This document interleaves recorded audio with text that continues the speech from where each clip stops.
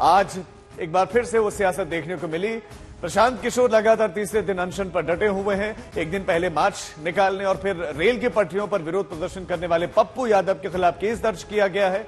छात्रों के आंदोलन और नेताओं के प्रदर्शन के बीच पटना में 22 केंद्रों पर बीपीएससी की परीक्षा फिर करवाए गए। वही आंदोलनकारी छात्र परीक्षा रद्द करने की मांग पर अड़े हैं और उधर इस आंदोलन के बीच में मुख्यमंत्री नीतीश कुमार अपनी प्रगति यात्रा के दूसरे चरण में गोपालगंज पहुंच गए। ऐसे में सवाल उठ रहा है कि बीपीएससी प्रदर्शनकारियों से मुख्यमंत्री बात क्यों नहीं कर रहे हैं, और अगर बात नहीं होगी तो यह आंदोलन कब तक चलता रहेगा और इसका क्या नतीजा निकलेगा।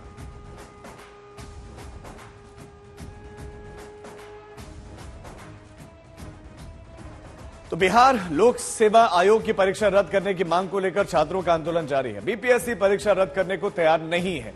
मुख्यमंत्री नीतीश कुमार छात्रों से मिल नहीं रहे हैं, लिहाजा वो सीधे विपक्षी नेताओं के निशाने पर इस समय और अनशन पर बैठे प्रशांत किशोर के साथ विपक्ष के तमाम नेता नीतीश कुमार पर सवाल उठा रहे हैं।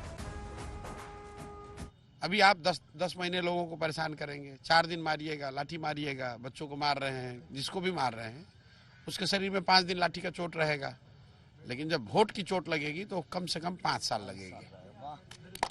फिर वो कराते और नीतीश जैसे नेताओं को अगर वो इस बार चोट लगेगा तब राजनीतिक जीवन का खात्मा। बिहार में सरकार नाम की चीज रह नहीं गई है। और आप एक तरफ से देखिए कि परीक्षा दे रहे थे, परीक्षा में देर से पेपर दिया गया और समय पे पेपर वापस ले लिया गया। तो ये सब लोग डिमांड कर रहे हैं, छात्रों के साथ साथ विपक्षी दल के नेता भी, तेजस्वी जी ने भी और भी नेताओं ने, सबने यही डिमांड किया है कि आप री एग्जाम कर लीजिए। री एग्जाम करने में क्या जा रहा है? तो कहीं ना कहीं दाल में काला है। आखिर ये सरकार और ब्यूरोक्रेट क्यों डर रहे हैं री एग्जाम लेने में? बिहार में छात्रों के समर्थन में अनशन पर बैठे जनसुराज पार्टी के संस्थापक प्रशांत किशोर अपनी वैनिटी वैन को लेकर भी विवादों में घिर गए। सोशल मीडिया पर वैनिटी वैन को लेकर बवाल खड़ा हो गया है। कहा गया कि जब प्रशांत किशोर का दावा है कि वो छात्रों के साथ में अनशन पर है, उन्हीं के बीच में है, तो फिर उनके पीछे उनकी ये वैनिटी वैन क्या कर रही है। प्रशांत किशोर की वैनिटी वैन में तमाम सुविधाएं हैं, जिसकी कीमत भी करोड़ों में बताई जा रही है। बीपीएससी अभ्यर्थियों के समर्थन में प्रशांत किशोर पिछले 2 दिनों से आमरण अनशन पर बैठे हैं। ओस की बारिश में गांधी मूर्ति के नीचे प्रशांत किशोर नीचे बैठे हैं और अनशन कर रहे हैं कि परीक्षा को रद्द करके फिर से आयोजित किया जाए। लेकिन उनके इस अनशन के बीच में एक वैनिटी वैन जो है वो चर्चा में आ गया है, सोशल मीडिया पर खूब वायरल होने लगा है। सबसे पहले आप ये वैनिटी वैन देखिए जो प्रशांत किशोर का वैनिटी वैन है।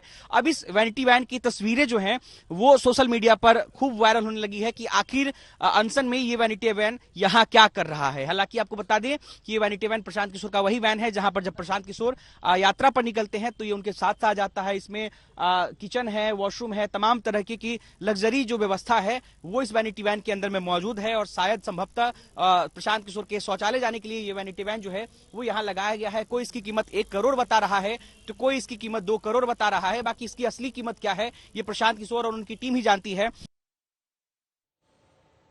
वैनिटी वैन को लेकर सवाल उठते ही प्रशांत किशोर तमाम दलों के निशाने पर आ गए और अनशन के बीच में प्रशांत किशोर के वीआईपी कल्चर को लेकर सवाल उठने लगे।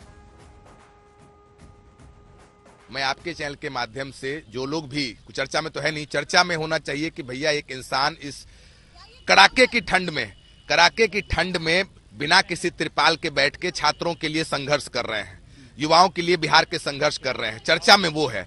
और जो लोग इस बात पे बातचीत कर रहे हैं, मुझे तो पता नहीं है कि क्या वैन है क्या वैन नहीं। सवाल है कि ये वैनिटी यहाँ क्या कर रहा है। मैं आपको बता रहा हूँ कि जिनके मन में ये सवाल है वो 24 घंटे आकर, मैं ज्यादा नहीं बोल रहा हूँ, आपके चैनल के माध्यम से 24 घंटे आकर वो यहाँ बिता लें, उनको मालूम चल जाएगा कि वैनिटी वैन का क्या उद्देश्य है। और प्रशांत जी दिन रात बिना खाना पीना खाए हुए बैठे हुए हैं अनशन पे, ताकि युवाओं को न्याय मिले, बिहार के बच्चों को न्याय मिले। और ये बिल्कुल असंवेदनशीलता है कि इस तरीके के जगह पे इस तरीके की फेक न्यूज को फैलाना, मुद्दों को भटकाना, असंवेदनशील बातों पे चर्चा करना। लेकिन जो इससे जुड़े हुए हैं वो इस बात को समझ रहे हैं, वो कमेंट में जाकर आप उसको देख सकते हैं।